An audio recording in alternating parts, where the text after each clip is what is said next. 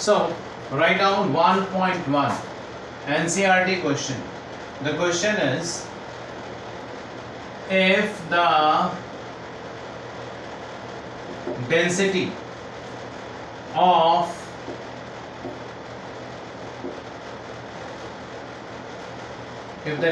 of methanol is 0.793 kilogram per liter, right? Density is what? 0.793 kilogram per liter. What is the volume? What is the volume needed for making 2.5 liters of its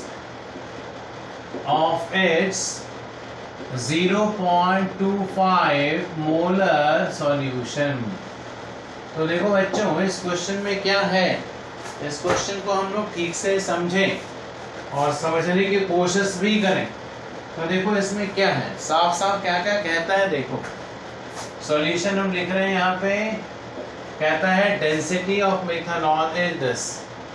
तो methanol का कोई solution, ठीक है, इसमें क्या है CH3OH, और इसका डेंसिटी क्या दे रखा है, डेंसिटी दे रखा है इसका 0.793 किलोग्राम पर लीटर। इसका मतलब क्या होता है, देखो इसका मतलब होता है बच्चे 0.793 kilogram, 0.793 kilogram of methanol, that is CH3OH, is present in what?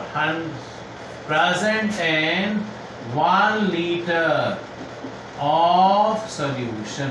आई बात समझ में? इसको क्या किया गया, 0.793 kilogram of methanol is present in 1 liter of the solution. ये तो इसमें इसका मीनिंग ये निकल के आया। अब कहता है what is the volume needed for making 2.5 litre. अब इसमें हमने क्या किया है, इसमें कुछ ना कुछ तो वाटर इसमें डाला होगा।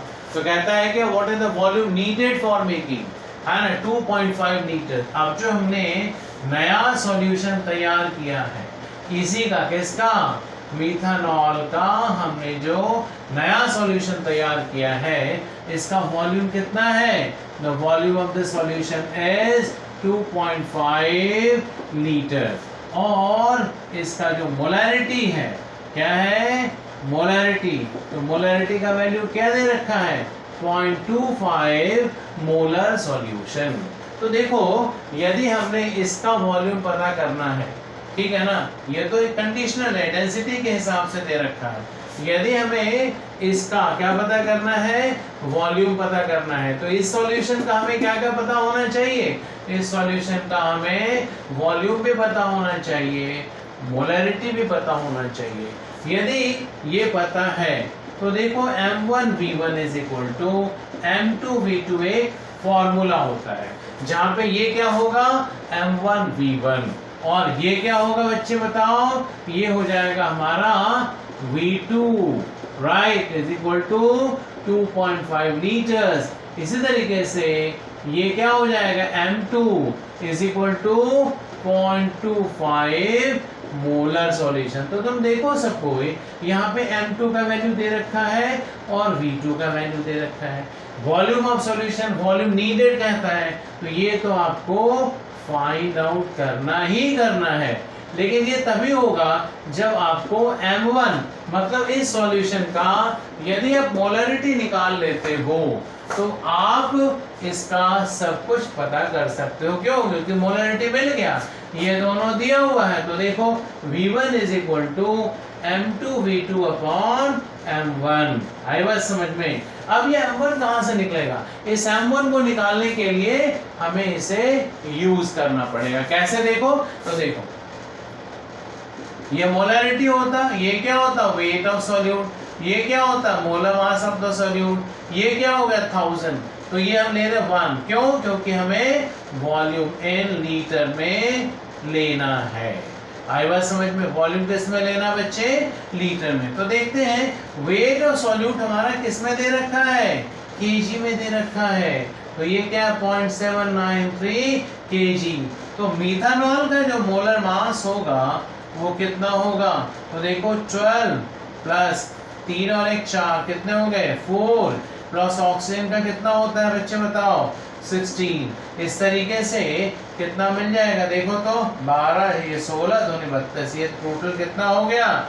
32 ग्राम। या हम इसको ऐसा कर सकते हैं 0.032 किलोग्राम में हो जाएगा। ये देखो तो क्यों इसको हमने किलोग्राम में कन्वर्ट किया? क्वेश्चन पूछ सकते हो why have converted this one into from gram to kilogram, क्योंकि ये किस में है? किलोग्राम में दे रखा है। देखो ना ये 0.973 किलोग्राम पर लीटर दे रखा है, ये पहले ही दे रखा है, ठीक है या नहीं? तो किलोग्राम यदि पहले दे रखा है और यदि आपने इसका मोलर मास निकाला, किसका मोलर मास निकाला हमने?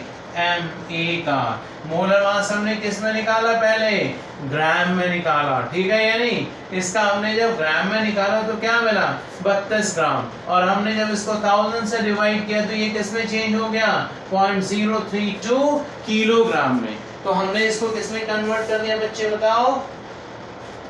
इसको हमने कन्वर्ट कर दिया किलोग्राम में। तो अब आप देखो क्या हम लोग इस वैल्यू को यहाँ लिख सकते हैं मोलर मास की जगह पे? तो आंसर है यस। ये क्या हो जाएगा? 0.032 into 1 upon volume in litre कितना दे रखा है? देखो ये वॉल्यूम इन लीटर 1 लीटर दे रखा है। तो ये क्या हो गया? इससे आपको क्या मिल जाएगा बताओ?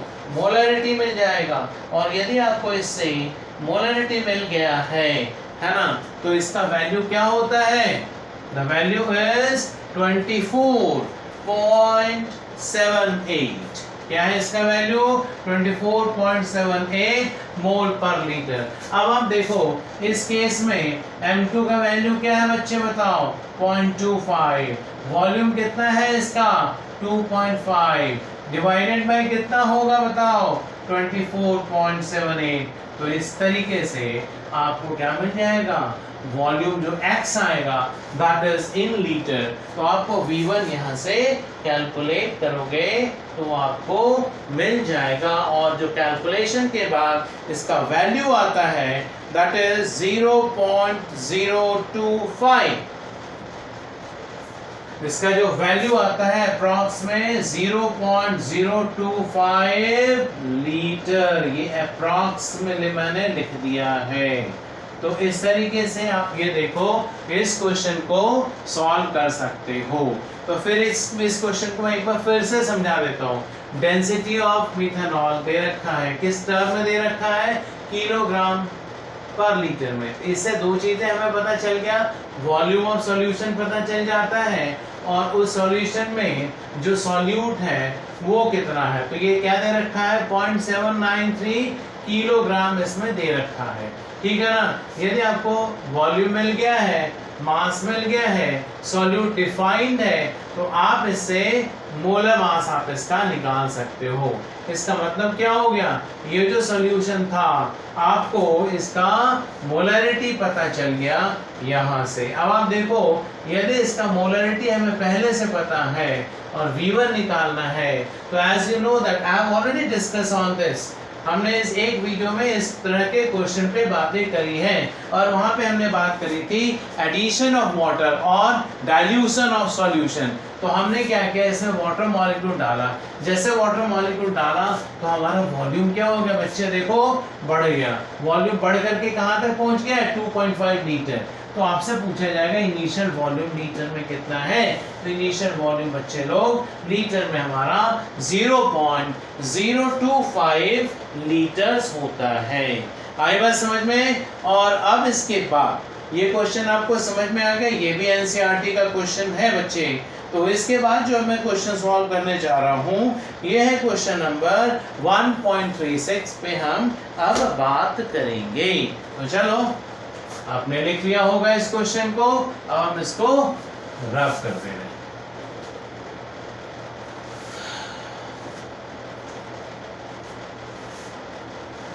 लिख लिया? चलो